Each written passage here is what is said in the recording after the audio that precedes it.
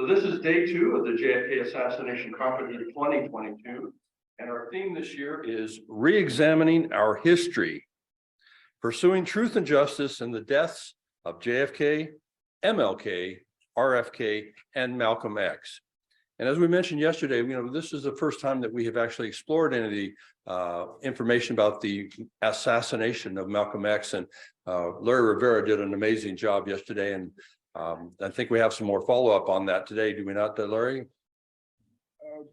Maybe. Okay. Well, anyway, it was an amazing topic, and it was really laden with lots of material. It's going to take a little bit for me to digest it all. So just going to cover a couple things real quickly. We have our speakers dinner tonight. I hope you have your ticket, because I don't believe there are any tickets left. And we'll go ahead and do that. We have a presentation to Judith Berry Baker for a Lifetime Achievement Award, which I'm really excited about. She's definitely earned it. And this will be the first time the JFK Historical Group has made the award of Lifetime Achievement. So that'll be a very special award for her and for our group. Also, later this afternoon, after lunch, we're going to have a silent auction here in the this area. We'll have some materials laid out.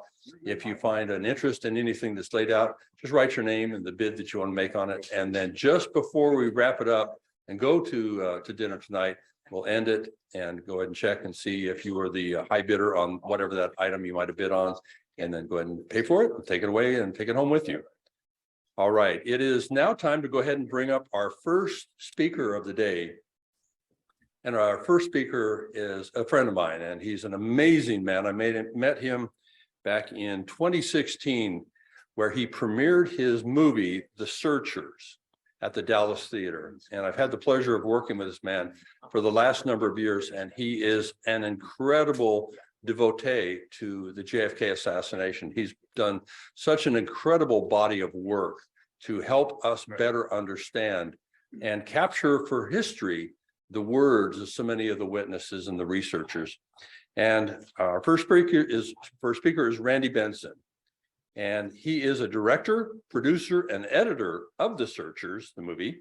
His work has garnered numerous awards, most notably an Academy Award for Best Student Documentary for the Academy of Motion Pictures Arts and Sciences.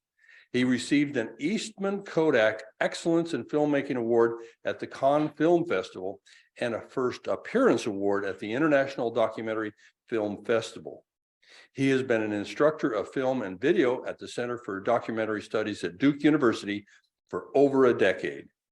And he serves on award juries at Full Frame Documentary Film Festival in Durham, North Carolina, and the Let's All Be Free Film Festival in London, UK. Ladies and gentlemen, let me introduce to you our next speaker, who is going to be speaking on, if I can find it, why the JFK assassination is still important. Ladies and gentlemen, please welcome Randy Benson. Hello, everybody. I can't thank you enough for having me here today. And it's bittersweet because I've been at the festival. At the conferences. This is the first one I've missed since the birth of my son in 2008. So I really wish I could be with you, but as we all know, family first, right? So I want to begin my talk by showing you a little something that happened to me. So the talk I'm about to give is entitled The JFK Assassination, What We Know and Why It Matters. And I gave this a version of this talk at my local library, the South Regional Library in Durham, North Carolina. And it was supposed to be in a small conference room. However, when I got there, they moved me to the large conference room where they set up all the voting booths. And there were 100 chairs in there, and they were filled with people. And just people that I had seen at the library, and families with small kids were there. It was an amazing thing. However, in the back of the room, there were two gentlemen sitting in suits, and they looked really out of place. So it just piqued my interest, no big deal. So I gave my presentation, the JFK assassination, what we know and why it matters. And afterwards, they came up to me and said, "We're from the National Archives and we drove down for your talk." And so immediately I said, "Will you please stick around and let me buy you a beer and pick your brain about what brought you here?" And they said, "No, we have to drive back up to DC." And so I got their card, and this is their card. And the National Archives and Records Administration. And the gentleman was from the Office of General Counsel and a Privacy Act officer. And so I keep that in my wallet just to remind myself, and kind of as an homage to all of my fellow researchers, that they're keeping tabs on us. So for someone from the Office of General Counsel in the National Archives to drive down to the South Regional Library in Durham, North Carolina, just to hear my simple talk that I give to Rotary clubs and whoever will allow me to speak, that means that they're just keeping tabs on us. So I think that's something for all of us to keep in mind as we do our work, that it matters. It truly matters. And also keep in mind that they're keeping tabs on us. So here's the talk.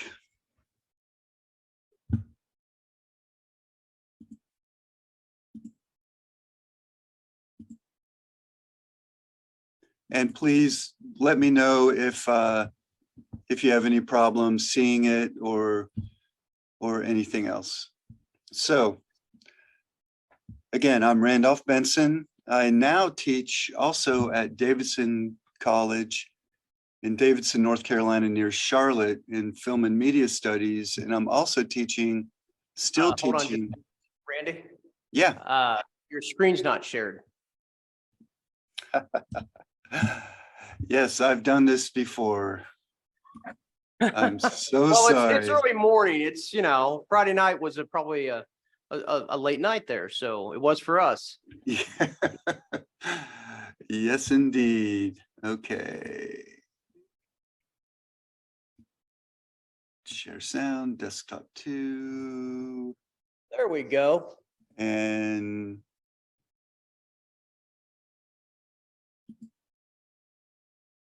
you should have it. Yep, we see it. Excellent, excellent. Okay. And I still teach at Duke University's Center for Documentary Studies. So again, as we said, I directed a film called The Searchers. It had many screenings and won some awards, which I'm very proud of. And what this said to me is that people are interested. They're still interested in the story. And the truth is on our side. So this talk is also meant to be kind of a JFK 101 for newbies, for people who've always thought about it and thought there might be something more to this story, but just didn't know. So it's perfect for libraries and Rotary clubs and moose lodges and everything else. So here's what we know. On November 22nd, 1963, JFK was shot and killed as he rode in a motorcade in downtown Dallas. A former Marine with supposed communist leanings, Lee Harvey Oswald, was arrested later that day and himself killed less than 2 days later by a quote unquote nightclub owner, Jack Ruby. The new president, former VP Lyndon Baines Johnson, convened a special investigation into the assassination, which became known as the Warren Commission after its chairman, Chief Justice Earl Warren. The report stated its conclusion that Oswald acted alone in murdering JFK, and his murderer, Jack Ruby, also acted alone in avenging JFK. However, almost immediately following the assassination, and in some cases the very day of the assassination, a small community of citizen researchers identified errors, contradictions, and holes in not just the daily reporting of the Warren Commission in newspapers, but also once the report was released, they found holes in the Warren report as well as subsequent investigations by committees and subcommittees of the U.S. House of Representatives. And we'll get into that.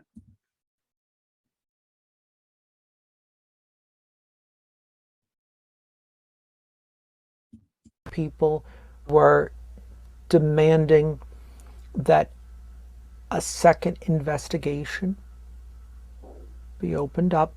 And that, of course, created a real powerful blast to create the House Select Committee on Assassinations, which probably the first phase of the House Select Committee under Richard Sprague was as close as a Kennedy assassination ever got to a real actual murder investigation.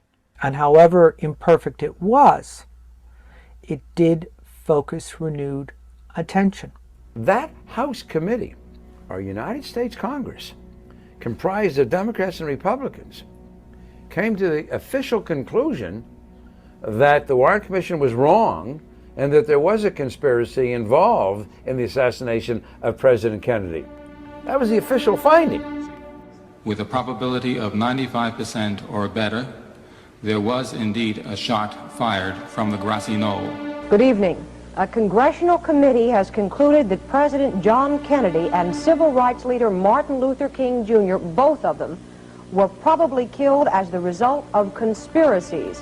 The House Assassinations Committee wound up its 2-year study by recommending that the Justice Department look into both cases.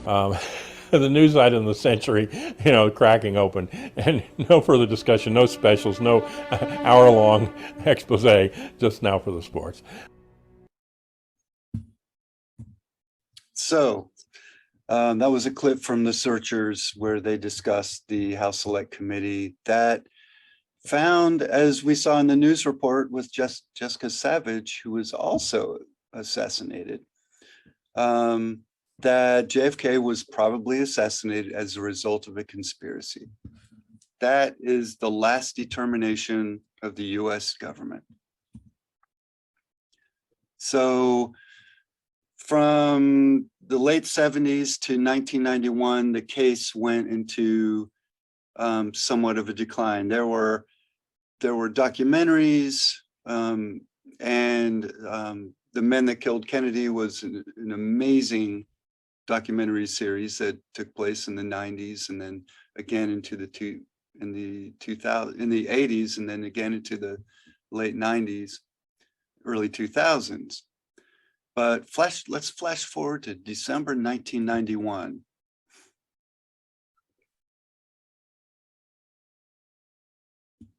At the end of Oliver Stone's award-winning film JFK, at the suggestion of researcher Robert Groden, he included a final comment saying that the files regarding the Kennedy assassination were still locked away. There was a groundswell of response, and Congress got thousands, if not millions, of letters saying that these files should be released. Mr. Garrison's but when this came, there was a momentum. The act was passed in 1992.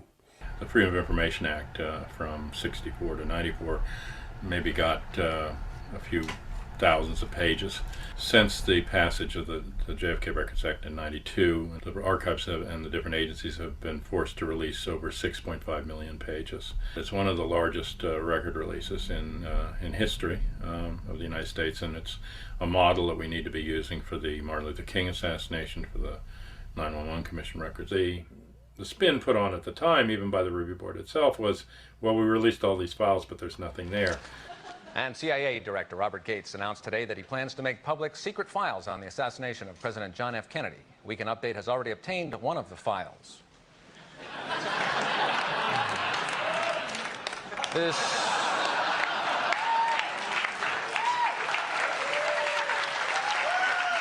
This document seems to confirm the Warren Commission's finding that Oswald did act alone.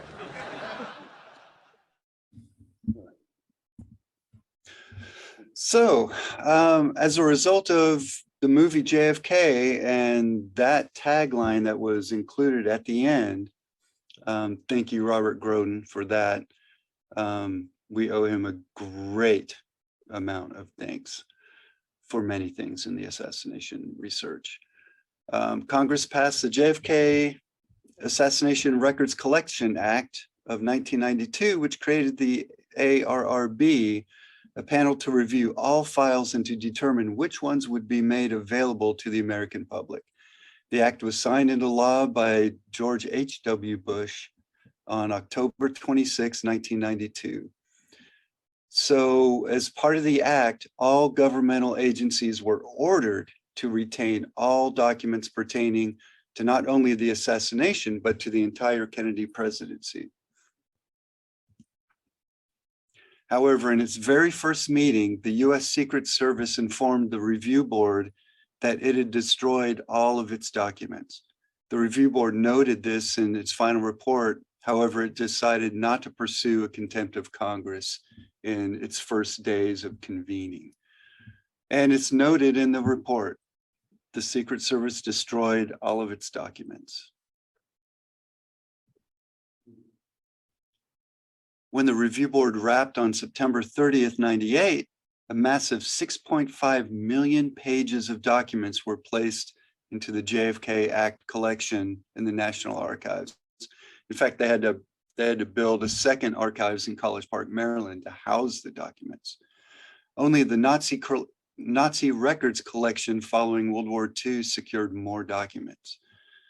There were so many documents and pieces that they had to build that second archives in College Park. So under congressional order, all documents were to be released in full, completely unredacted, no later than 25 years after the passage of JFK Records Act. That date was October 26, 2017. And so many of us researchers were waiting for that day. In 2016, then candidate Trump stated on multiple occasions that he would ensure the release of all documents during his presidency. In fact, the National Archives released approximately 3,000 pages in June 2017. So under his presidency, it looked like that the full release would actually take place in October 2017. In September 2017, just a month between the ordered release, the CIA announced that it would release a 7-volume collection of documents pertaining to Lee Harvey Oswald. Researchers found that one entire volume had been destroyed by the agency. The CIA has declined comment. They just said it's gone missing. Couldn't find it, it's just gone. In early October 2017, 300 additional pages were released.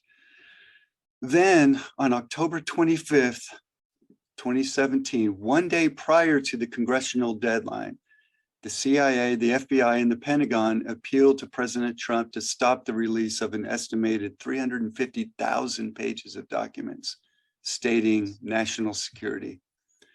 The president acquiesced to the intelligence agencies and extended the deadline 6 months to April 26, 2018. So again, we were waiting an additional 6 months. On April 26th, 19,000 pages were released. And to the astonishment of most researchers, In a one-page memorandum, President Trump then ordered that the remaining documents be locked away until October 26, 2021. And most, if not all, researchers were shocked by that. We really thought that the documents would be released. So then on October 22nd, 2021, President Biden again delayed the release of the documents, stating, quote, in light of the agency's proposals for continued postponement under the statutory standard, the document shall be withheld until December 15th, 2022. And again, a sitting president continues to hide the remaining documents based on national security concerns. So we're now waiting another month and we'll see what happens. So what's in the files? What we know so far. And this is a clip from the searchers. The bill before us today, S.J. Res. 282, is the title is the Assassination Materials Disclosure Act of 1992. When the review board convened in 1994, they instructed other federal agencies to hang on to their records because they were going to be demanding them and processing it for declassification. The Secret Service, the day that they were supposed to turn in their materials to the review board, they destroyed them and said, they're gone.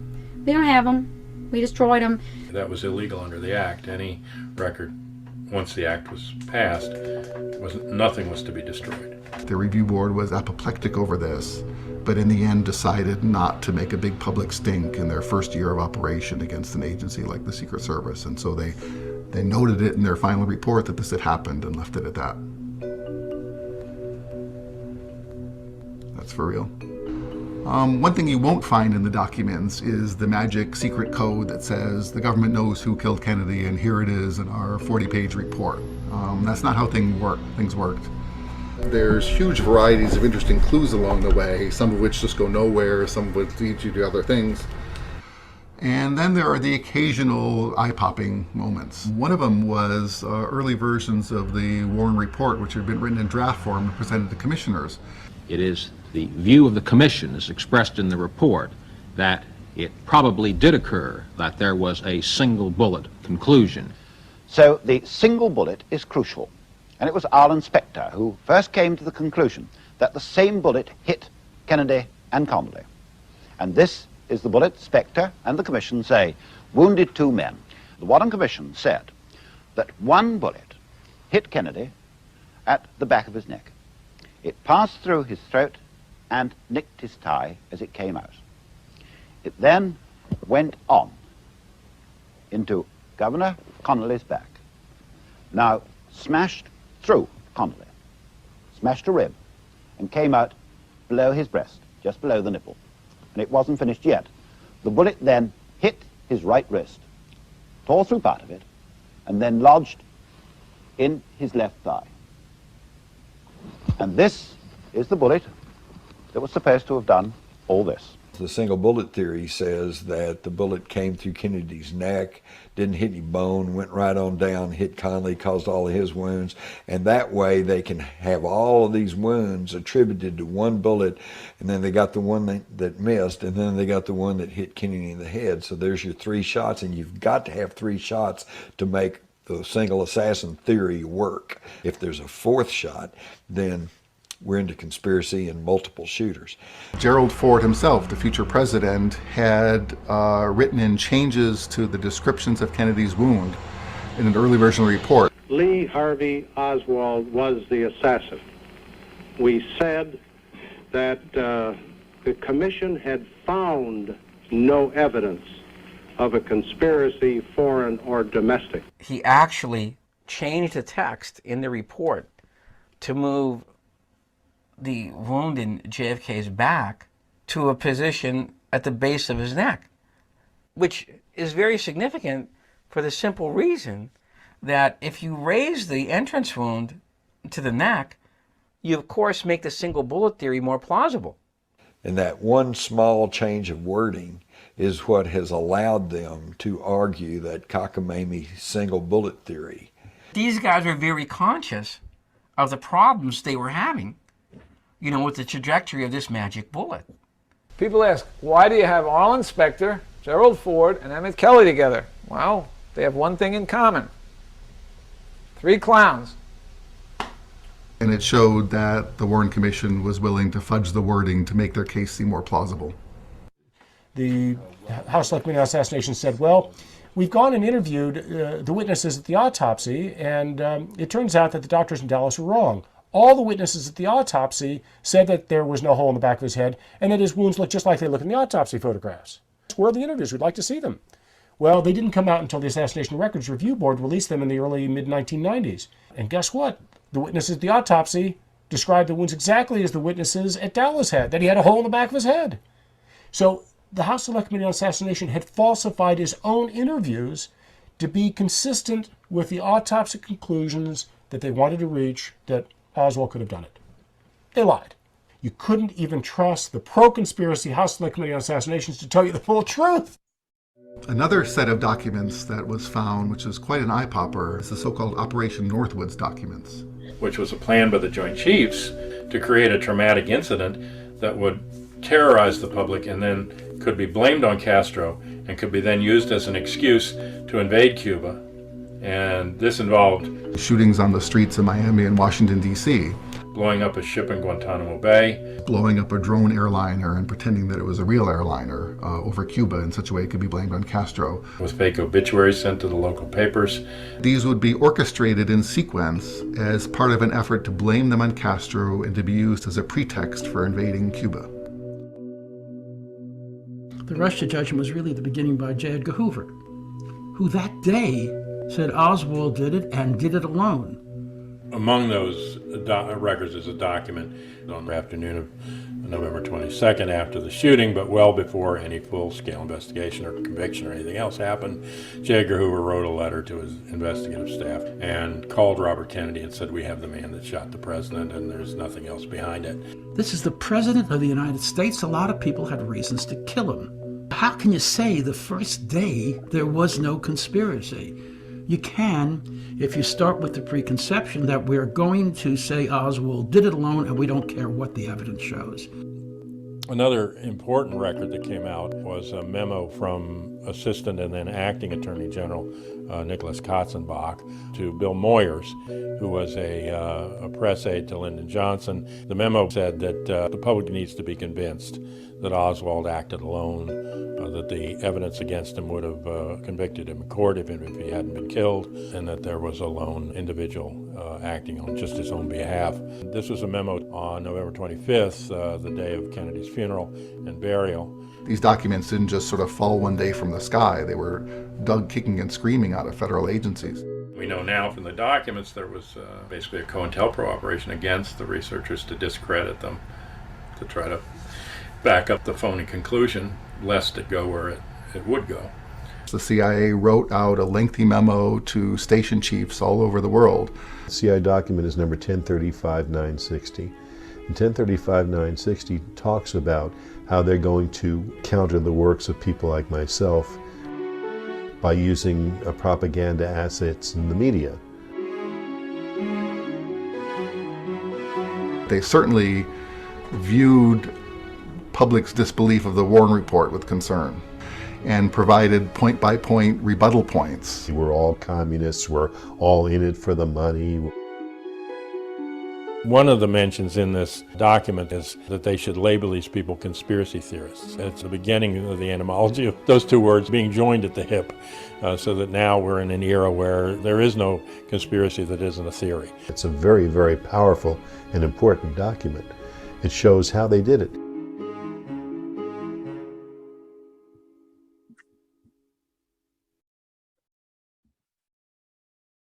Hey, Randy, we're just about out of time here. Maybe wrap it up here in less than a couple minutes.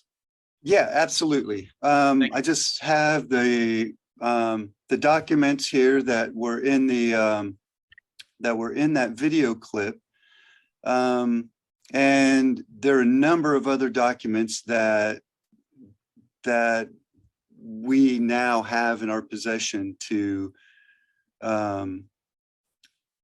prove that the government was aware of what the researchers were going through, and that really contradicted their case, the government's case.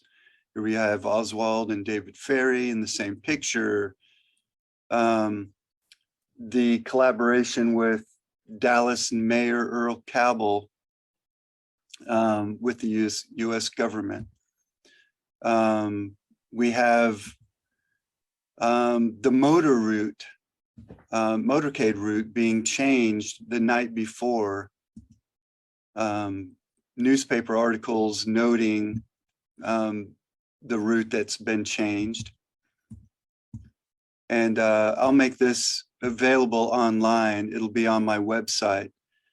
But in the end, just want to play this final clip and why it matters.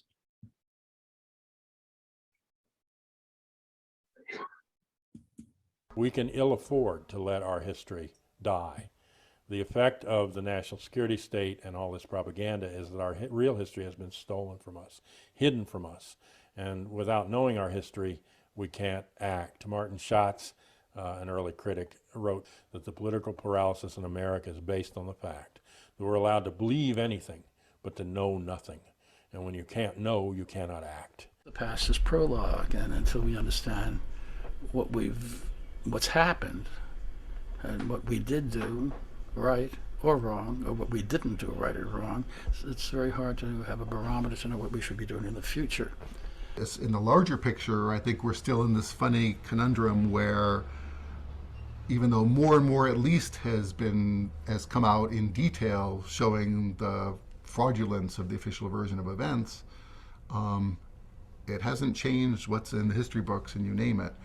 And in fact, if anything, as time has gone by more recently, there is enough distance from the event and few enough people remember the facts of the case that it's easier to argue the Warren Report all over again, because people don't know what was wrong with it in the first place.